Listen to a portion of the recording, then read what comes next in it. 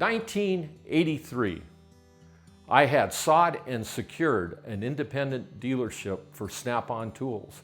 My territory was Alhambra, California. Now, Alhambra, California is just outside of LA.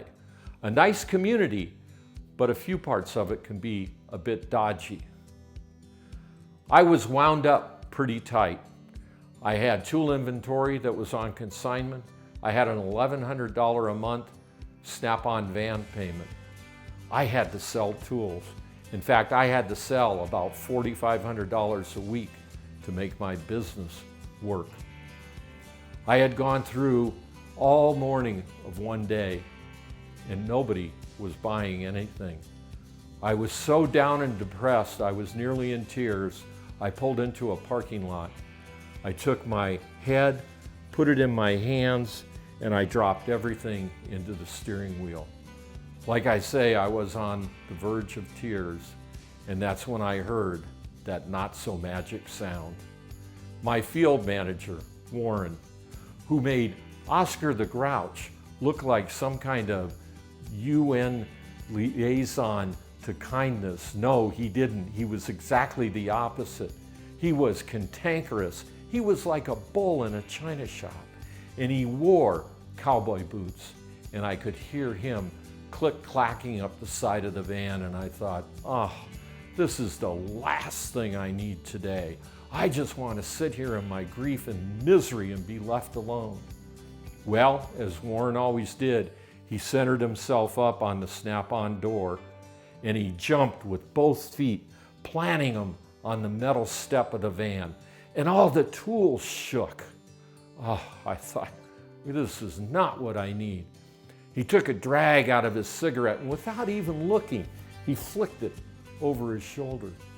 And he said, "What's the matter with you?" Well, I looked up at him and I said, "Warren, nobody's buying anything. I gotta have sales. My business is gonna implode. I'm gonna be a failure." He took his bare hand, and there was a big toolbox that sat right next to the door, and he slammed that hand down on that toolbox. He gave me a start, and he said, "Nobody's not buying anything because you're not selling. Now put this van in gear and let's go sell some tools." Wouldn't you know it? Best day I ever had as a Snap-on dealer. From that time forward until 5 o'clock, I think we racked up close to $2,000 in sales. This is a great sales story to encourage people, but that's not what we're going to use it for today. You see, I want to talk about my attitude when my hands and my head were in the steering wheel, feeling sorry for myself. You see, as I look back on that incident, I'm convinced that when Warren hit that toolbox, he jolted me. And for maybe 5 to 7, 10 seconds, I took an instant inventory. I've got a new Snap-on van. I've got a great business here to build. I took inventory of everything that was good, and that changed my attitude. So if you think that you're going out the door in the morning with the wrong attitude, or you think your attitude is holding you back, or as some would say, if you're just a Debbie Downer, maybe it's time that you start to take inventory. So here's what I'm going to encourage you to do.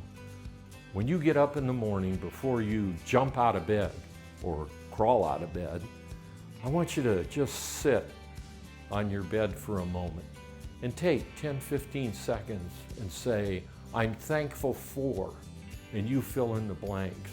And do as many of those as come to mind as you can. Even if you have to slap the nightstand to bring yourself to attention, just make sure you don't break anything.